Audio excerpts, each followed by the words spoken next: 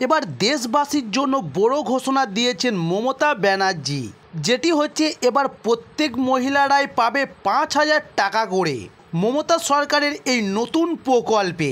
তবে চলুন জেনে নিন তার জন্য আপনাদেরকে কি করতে হবে। তবে এবার পশ্চিমবঙ্গ সরকারের তরফ থেকে মহিলাদের জন্য একটি বিশেষ উদ্যোগ হলো জাগো প্রকল্প। তবে ইতিমধ্যেও এর আগেও পশ্চিমবঙ্গ সরকারের তরফে নারীদের অগ্রগতি এবং আর্থিক সহায়তার জন্য কন্যাশ্রী, রূপশ্রী, যুবশ্রী সহ একাধিক প্রকল্প প্রচলন করেছেন। তবে এবারের প্রকল্পটি আর্থিকভাবে স্বনির্ভর গোষ্ঠীর অন্তর্ভুক্ত মহিলাদের নিরাপত্তা রক্ষার উদ্দেশ্যের জন্য। এই প্রকল্পের নাম নথিভুক্ত করলে মহিলারা বার্ষিক এককালীন 5 লক্ষ টাকা আর্থিক সহায়তা পেতে পারেন। তবে এই ভিডিওতে আজ এই প্রকল্পের সম্পর্কে বিস্তারিত আলোচনা করা হচ্ছে, যা এবার রাজ্য সরকারের তরফ থেকে আর্থিকভাবে স্বনির্ভর নারীদের সুরক্ষা সুনিশ্চিত করতে এবং তাদের ভবিষ্যৎ সহায়তা করতে সরকারের তরফ থেকে এই জাগো প্রকল্প তৈরি করা হয়েছে।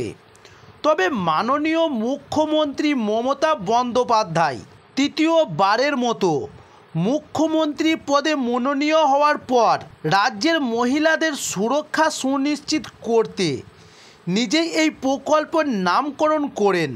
তবে এই প্রকল্পের তরফ থেকে রাজ্যের প্রায় 10 লক্ষ স্বনির্ভর গোষ্ঠীভুক্ত মহিলাদের 5 লক্ষ টাকা করে আর্থিক সহায়তার প্রতিশ্রুতি দেওয়া হয়েছে এবং এই প্রকল্পের জন্য বরাদ্দ অঙ্কের পরিমাণ 5,000 কোটি টাকা। অবশ্যই এই প্রকল্পের নাম নথিভুক্ত করার আগে প্রার্থীদের অবশ্যই কিছু শর্ত মানতে হবে।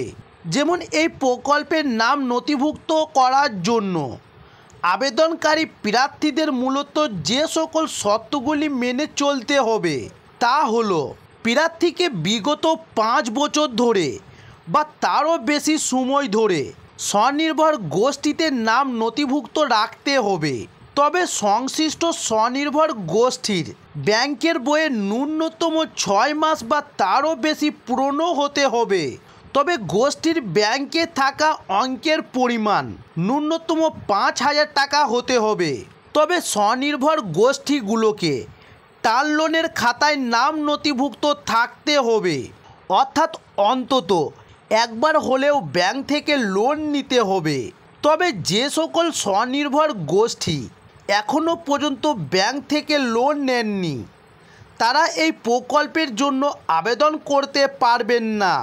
তবে যারা পাবে এই সুবিধা তাদেরকে সকল রকম তথ্য দিয়ে সঠিকভাবে পূরণ করে নির্দিষ্ট সময়ের মধ্যে বিডিও অফিসে গিয়ে জমা করতে হবে। তবে অনলাইনেও আবেদন করতে পারেন। তবে এক্ষেত্রে আধিকারিককে প্রথমে অনলাইনের অফিসিয়াল ওয়েবসাইট করে নাম রেজিস্ট্রেশন করতে হবে। তবে সংশ্লিষ্ট গোষ্ঠীর নাম, লোকেশন এবং ইমেল আইডি এবং ফোন নাম্বার দিয়ে নাম নথিভুক্ত করতে হবে। এরপর রেজিস্ট্রেশনের পর একটি আইডি এবং পাসওয়ার্ড পাওয়া যাবে, যা দিয়ে পরবর্তীতে পুনরায় আপনাকে লগ ইন করতে হবে। তবে লগ ইন করার পর আপনার রেজিস্ট্রেশন কার্ড ও মোবাইল নাম্বারে একটি ওটিপি যাবে। তারপর আপনাকে ওটিপিটি সাবমিট করে আপনাকে কনফার্ম করতে হবে। এরপর আপনার গোষ্ঠীর সকল প্রকার তথ্য, অর্থাৎ গোষ্ঠীর নাম, গোষ্ঠীর স্থাপনের তারিখ, গোষ্ঠীর বর্তমান অবস্থান ইত্যাদি তথ্যগুলি সঠিকভাবে পূরণ করতে হবে। এবং আগে যদি ব্যাংক থেকে কোনো লোন নিয়ে থাকেন, লোনের যাবতীয় কাগজপত্রগুলি অবশ্যই হাতের কাছে রেখে দেবেন।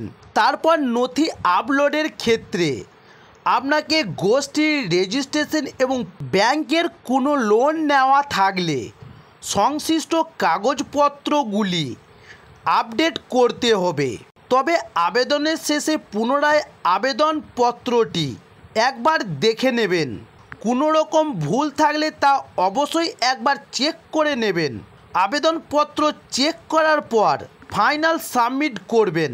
তবে এবার জানিয়ে রাখি, এই ধরনের প্রকল্পের ভিডিও সর্বপ্রথম আমাদের চ্যানেলেই আপডেট দেওয়া হয়। তাই আমাদের চ্যানেল নতুন হলে অবশ্যই আমাদের চ্যানেলটি সাবস্ক্রাইব করে সঙ্গে থাকুন। নমস্কার।